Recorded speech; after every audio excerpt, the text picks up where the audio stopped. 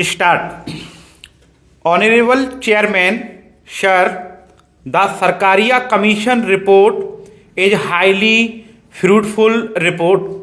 It is a very serious document which has taken into account the totality of the political life in the country, and it has made some very important recommendation, though very wisely it has not touched the basic structure, the fundamental structure of our constitution, nor has it made any basic or radical institutional charges. If we go through the report, we will find that the main thread which is running through the entire report is unity and integrity of the country. That is why the Sarkaria Commission has laid stress again and again on a strong center and at the same time strong states. In fact, our founding fathers were very wise people. When they were framing the constitution, they were foreseeing the events. They were very tall people and they knew what was going to happen. They could envisage, and so they envisaged that it is a strong center and a strong what that was required, and there is no contradiction between the two. They must live in harmony. They must work in harmony. That is the spirit of our constitution. If at the time of framing of our constitution there was need for a strong center, there is more need for it today. Sir, we are discussing something which will affect the future generations also. We are attempting to review the center-state relations after a very long time, and so we have to be objective. We have to depart from the party angle. We have all to speak as true Indian in this august house, which is the upper house of Indian Parliament. I would say that we must have people of very high caliber. So if an ex-minister, if a person of a very long experience, if a minister or if a very senior member of parliament is available, we should take advantage of his maturity. There should be no ban on appointing such a person as the governor. But I do not agree with the Sarkaria Commission that the reasons given why the governor should be put down in the proclamation imposing president's rule in a particular state. This will be wrong. If you do that, it will become justifiable. The courts will come into the picture and they will pass stay orders. They will go into the reasons whether the reasons are correct or whether the reasons are justified or not. Therefore, I do not agree with this. Sir, I do not agree with the observation that it is desirable that a politician from the ruling party at the union is not appointed as governor of a state which is being run by some other party or a combination of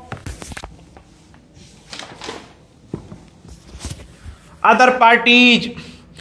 In my opinion, that is not practicable. As I said, that I do not expect that when a person becomes a governor, then he forgets to which political party he belongs, and when he sits on that high pedestal, he must take objective view of the situation. In any case, the commission suggests a constitutional amendment. I would say do not wind the choice of the center by writing in it into the constitution. All these good points must be taken into consideration, and we should have a convention that we will not appoint any person of a low caliber or a person who is not expected to deliver goods. About the All India services, I am surprised at the demand being made in certain quarters. A memorandum was given to the Sarkaria Commission by some people that this should be abolished or that states should be allowed to opt out of it. This will strike at the very root of the principle of unity and integrity of the country, and it is against national integration. I am therefore glad that the Sarkaria Commission has rejected it. As far as All India Radio and Doordarshan are concerned, functional freedom is there. In regard to ordinances, there has been a lot of hue and cry about it. I would, in this connection, invite the attention of the House to the findings of the Vadwa Commission.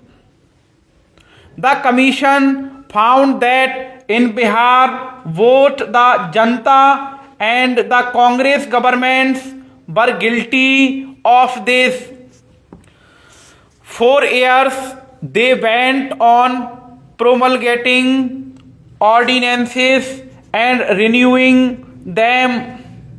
In my opinion, ordinances should be promulgated or renewed only in very exceptional circumstances. It is the responsibility of the state governments to quickly place the relevant bills before the legislatures. Full stop.